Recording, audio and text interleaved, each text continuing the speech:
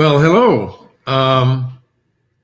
First, I'd like to thank Gail for inviting me to come on and talk with you all. I might mention that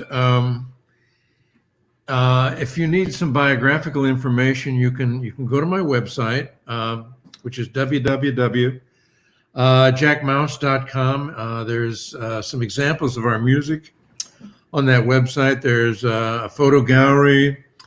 And all the bio that we update that about every 6 months. So it should be pretty much up to date.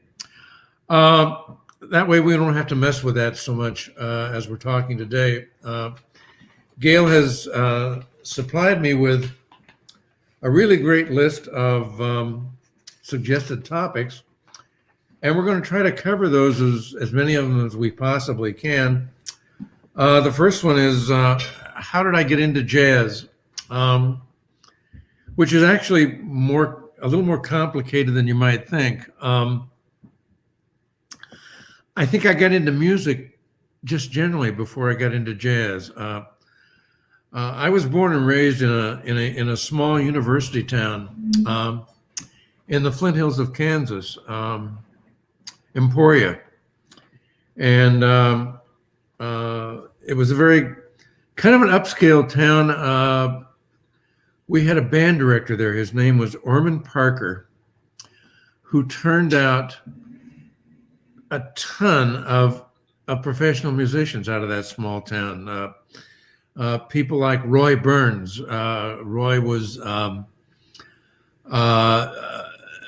founder of the finger control method of drumming and the owner of and founder of Aquarian Drumheads and the drummer on the Merv Griffith Show, and people like Marshall McNutt, who was a trumpet player with Perez Prado. Golly, who else? Rosalie Askew. There's a name that a lot of you might not know, but Rosalie Askew, during World War II, there were a lot of all-female bands. And one of the great female big band was Ada Leonard, and Rosalie was the pianist with the Ada Leonard band. Marion Plummer was the trombonist with the Randy Brooks band. In fact, he was Doc Severinsen's roommate. Carl Vail, Johnny Mahan, he just turned out a great many of professional musicians. And actually, those that are left, we actually keep in contact. It's kind of an Emporia High School club of musicians that went through Orman Parker's program. And my parents weren't musicians, but this was before television and the radio was always on. And in those days, there was music on the radio all day long, all kinds of music. There was jazz, pop music, country music, classical music. So I was exposed to that really very early. I've been playing the instrument. I've been playing drums since I was 4 years old, so I don't really have a lot of memories before of when I wasn't playing. My memory banks just don't go back that far. And I mentioned Roy Burns, and he was really the first drummer I ever saw. There was a community band that did concerts in the parks on Thursday nights, and Roy was one of the drummers. And my parents would take me to see those concerts when I was very small. And I became very fascinated with watching Roy, and my parents actually contacted him. Again, it was a small town. And he took me on as a student when I was 4 years old. Roy was 11 years older than I am, so he would have been 15. And he was teaching at a local music store. It really was an amazing town in that, because it was a university town and it had a private college there, they brought in all kinds of musicians to the universities. musicians and lecturers and theatrical presentations. So there was something going on all the time. And Ormond Parker was one of those band directors. They're gone. That breed of band director, I think, is pretty much gone. He played every instrument in the band better than the first chair player. You don't run into that anymore. That's a dying breed. And we all thought, when we were growing up, that that's how it was everywhere. And it wasn't until we left that area, we all left and pursued careers, that we found out that, by golly, that wasn't that way everywhere. So I was really very fortunate. I do remember when I was quite young, the town brought into the municipal auditorium Louis Armstrong and his AllStars. And my parents took me. I was just a wee lad. And in fact, I think I can remember who was with Louis. Edmund Hall was on clarinet. Trummy Young was on trombone. Billy Kyle was on piano. Mort Herbert was on bass. Danny Barcelona was the drummer. And Velma Middleton was singing with Louis. It was the Louis Armstrong All-Stars. And my parents took me, and like I say, I was just in grade school. I'd been playing a few years, and took me to see Louis Armstrong and the All-Stars at the Emporia Civic Auditorium. And I was so excited because they made the announcement that Louis and the band would be signing autographs and signing the programs backstage after the concert. And I still have that program. It's one of my prized possessions. And my father took me backstage to have my program signed, and we're standing in line. And I was super excited. And when we got up to Mr. Armstrong, I just started blathering. I started telling Mr. Armstrong how much I loved the concert and what I liked about it. And his eyes got real big, and he sat back in his chair. And finally, I took a breath, and he said, "What's your name, young man?" And I said, "Jackie Mouse." And he said, "Jackie Mouse, do you play an instrument?" And he says, I said, "Yes, sir, Mr. Armstrong, I play the drums." And he looked up at my father, and he said, "Are you the boy's father?" And my dad said, "Yes, I am." And he says, "We need to keep an eye on this young lad." He says, he's got that look in his eye. You have no idea what that meant to me. Louis Armstrong saying I had that look in my eye. And there was a lesson learned there that as musicians, as people, we have to be very careful what we say to young people, what we say to everybody, because we can have an incredible positive influence on their lives. And if we're not careful, we can have a real negative influence on their lives. And I'm still inspired by Louis Armstrong saying, I had that look in my eye. So I have some real fond memories of growing up there. Another question was, what was the first jazz album you purchased with your own money? I'm not real sure. But I do remember in 1952, I don't know that I had my own money. My parents would always buy records, and this was before LPs. And my grandparents gave me money for my birthday in 1952, and my parents took me to the local record store, and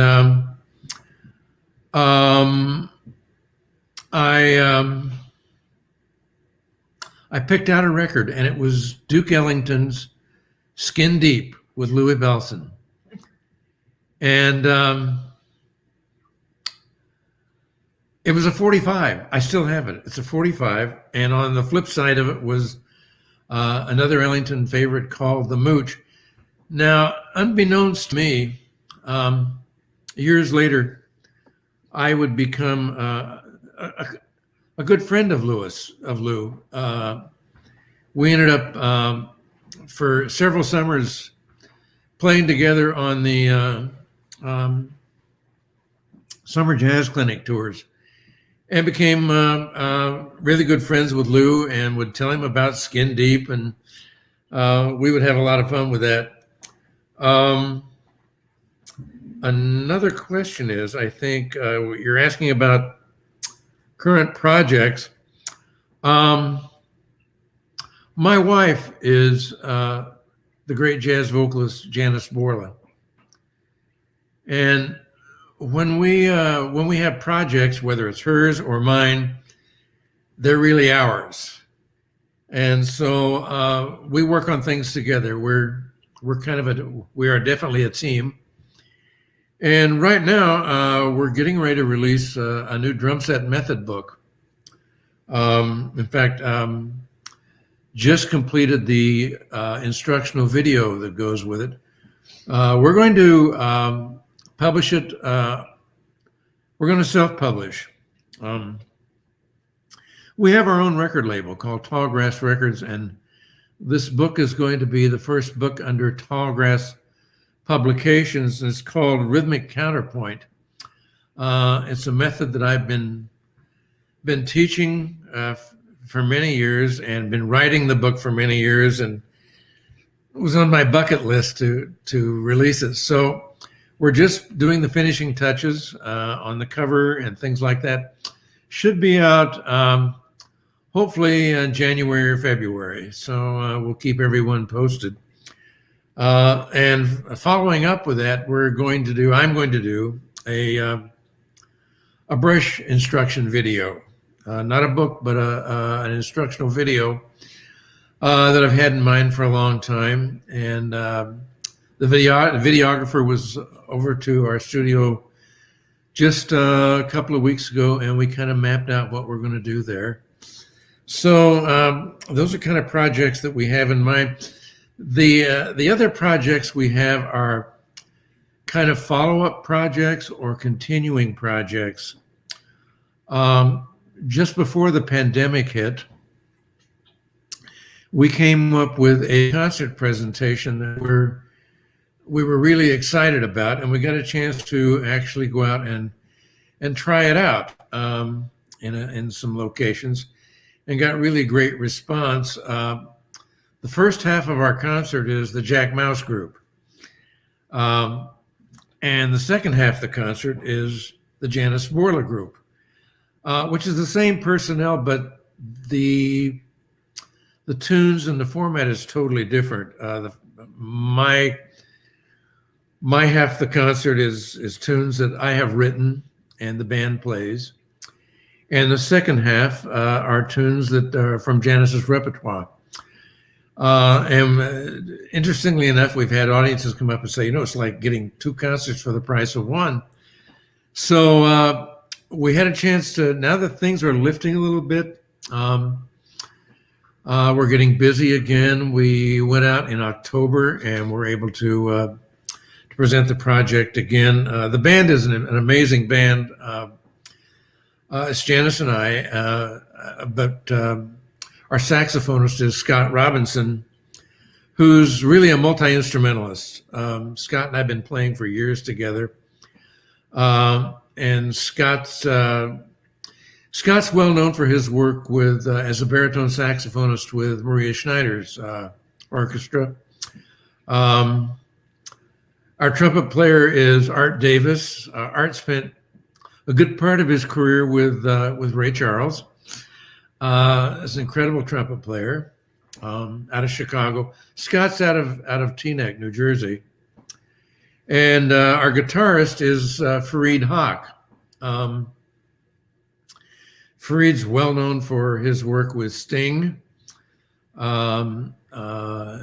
own projects, naturally, and The Billy Cobham Cross Current Projects, the tour last couple of years ago. And our bass player is Larry Gray. Larry spent a big part of his career as the bassist with Ramsey Lewis. So the band is really an amazing band.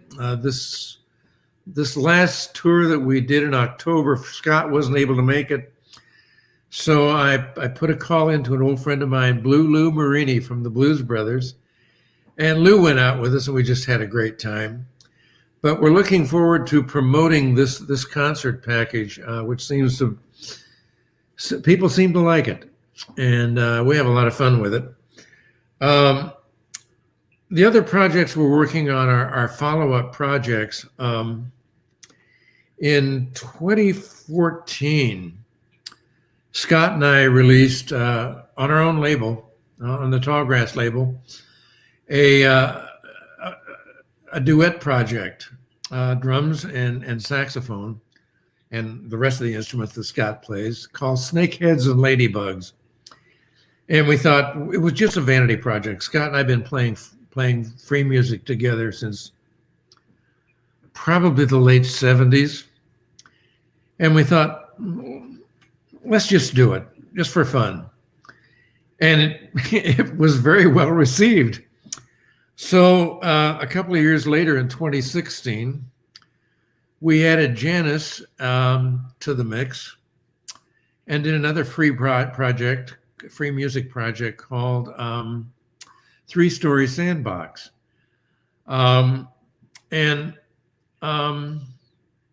Lo and behold, when it was released, that was one of Downbeat magazine editor's picks, and we're very proud of that project. So we've been thinking about, it's time to do another free project. What should we do? And we've been in contact with Mark Feldman, and Mark is really well known for, I think he did about 4 or 5 albums with John Abercrombie that are wonderful albums. Class Trip is my favorite. We're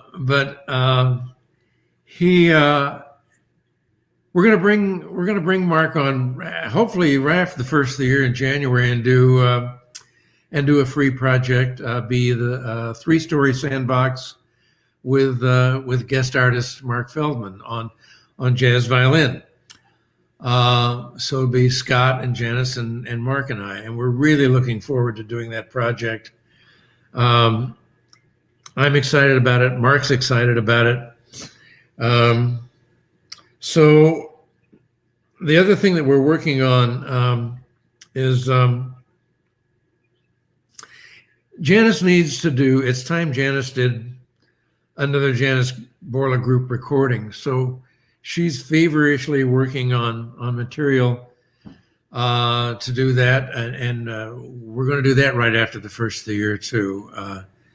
She's working on material that is going to be very challenging. We're going to bring everybody in. We have a home studio here. We call it Tallgrass Studios, and so we're gonna. There's a lot of things going on. We're also continuing to work with our special needs projects. Several years ago, Janice and I put together a 501c3 entity called Flashpoint Creative Arts. And we weren't quite sure what to do with that. But we started dealing with a man in Arizona, Marty Kahn. And Marty he's a consultant. And Marty was active in the jazz management business for many years. He was the manager for the World Saxophone Quartet for a long time. What's the Chicago ACM? Huh? World Saxophone Quartet? World Saxophone Quartet, but AACM. No. Golly, Sorry, can't help you. I'm blanking. The saxophone, or the Chicago, not the Chicago, the Art Ensemble of Chicago. My gosh, wow, early Alzheimer's. And so Marty helped us set up this 501c3, and we're just trying to decide what to do with it. And we started working with autistic folks with autism and doing workshops with them, and connected with a group here in Naperville, Illinois called Little Friends, which is a big organization, a big school here for autism, and started working with autistic students on improvisation, on vocal improvisation. And we've had such great fun with them. We've had to put it on hold because of the pandemic. We're starting again to deal with that. We're very proud of that work. We work with them, and actually through the Naperville Rotary Club here, which has been very helpful. And actually, when we go on tour, we try to stay another day. After the last day, we send the band home. Janice and I stay, and we try to do special needs workshops for autistic students in the area. And we've had some great moments with those folks. I can't imagine not doing it. It's something that the pandemic we've really missed. Dealing with those people, but we're starting to get back in gear with them, and having a great time. So what's next here? Some advice you've received from older musicians. Boy, that's a lot of people. That is a lot of people.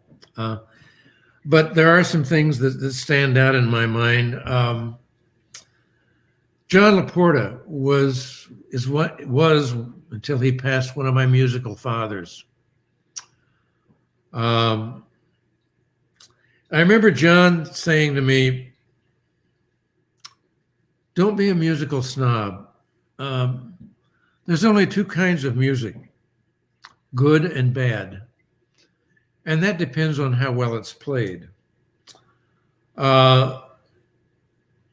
So yeah, Janice and I we find musics other than jazz that really resonate with us. We're huge fans of Spanish flamenco music. We are huge fans of traditional Japanese music. We have a visceral response to Argentinian tango music, Astor Piazzolla, those kinds of folks. And so yeah, it isn't just jazz, and I try to encourage young musicians, listen to all kinds of music. Classical music. How can you not be moved by great classical, by Yo-Yo Ma? How can you not be moved by listening to musicians like that? So that was really great advice. And another instance kind of occurs to me in the 70s. Mid to late 70s, I was going through kind of a rough time personally and musically, and I was on a summer jazz tour with the great Seattle trumpet player Floyd Standifer, and I'd known Floyd for years, and we were up in Canada, and I said to Floyd, this is too difficult anymore. Once this is over, once this summer is over, once this tour is over, I'm going to hang it up. And I was in my late 30s at the time. And Floyd looked at me and he said, "No, you're not." And I said, "Yeah, Sig, I am. It's just too difficult." And he said, listen to me, I've known you for years. He says, you don't do this because you like it. You don't do this because you love it. You don't do this because you hate it. You do this because you have to. And so I chewed on that for a while, and that sunk in. And so when the summer was over, I just continued doing what I was doing. I think that's advice that I give to young players. I think being in the arts is something that you do it. It's something that you have to do. It's not necessarily something that you want to do or think would be fun. I think it's something that you're driven to do. And if you're not, I'm not sure that how successful you're going to be. Hopefully you will be, but something to think about. Think about, do I really have to do this? There are easier ways to make a living. And I know very few great artists who aren't very intelligent people who, excuse me, could make a living doing something else. This is something I think we have to do. So those were, I think, some moments and advice that I got from musicians that I really wanted to impart to you. How did we survive the pandemic? I don't know that we did, but we did some things that we were very proud of. Janice and I, again, through the Naperville Rotary Club, we have a very good friend of ours who was president of the Naperville Rotary Club. Her name is Alma Jones, and Alma is a great jazz fan. And she called us last fall and said, we need to do a concert, but we know it can't be a live concert. And she says, I was contacted by some organizations, and there's some people who are really in need. 2 minutes is all I have left. Oh my, better hurry. So we indeed put together an online concert with a bunch of folks, and within a couple hours, we raised about $76,000. So we're very proud of that. There are things that we didn't get to talk about, but keep in mind that jazz is a family, and we all have mentors. And John LaPorte is one of mine. Jack Peterson, Roy Burns. These are people who took me under their wing and made me part of their family and took care of me from till the day they died, and some of them are still taking care of me, those who are with us. So I'm deeply indebted to those people. Bunky Green.